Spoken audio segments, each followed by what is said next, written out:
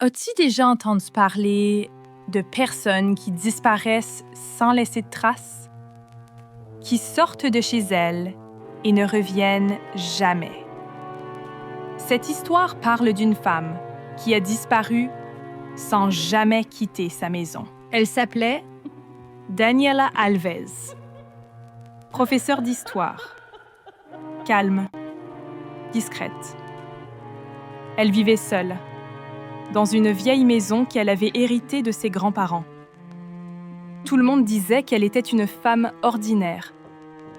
Mais il y avait quelque chose dans sa manière de parler du passé, comme si elle était toujours en train de lui parler. C'est par une nuit pluvieuse que les choses ont commencé à changer. La voisine la plus proche, Madame Lourdes, a entendu des bruits étranges venant de la maison de Daniela, comme des pas traînants, et une voix qui murmurait. Mais Daniela vivait seule.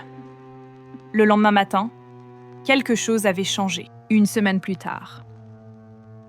Daniela confia à une amie qu'elle sentait une présence dans la maison. Elle disait que la nuit, elle entendait des coups venant du mur de sa chambre, des coups réguliers, comme si quelqu'un essayait de sortir. Son amie a ri, mais Daniela a parlé sérieusement. « Je ne suis pas en train d'imaginer des choses. Il y a quelqu'un qui essaie de traverser. » Dans la nuit du 12 septembre, Daniela a appelé la police. Sa voix tremblait.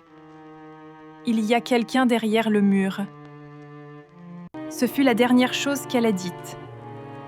Quand les policiers sont arrivés, la maison était fermée de l'intérieur. Tout était silencieux.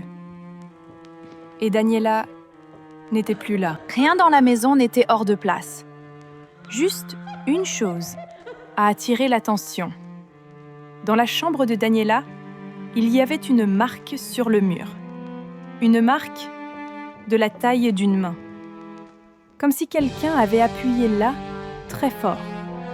Au sol, près du mur, se trouvait le téléphone de Daniela, en enregistrement, avec un audio de plus de 4 heures. Seulement une respiration. Et par moments, des coups venant de l'intérieur du mur. La police a classé l'affaire comme une disparition inexplicable. Mais les habitants de la ville racontent une autre version.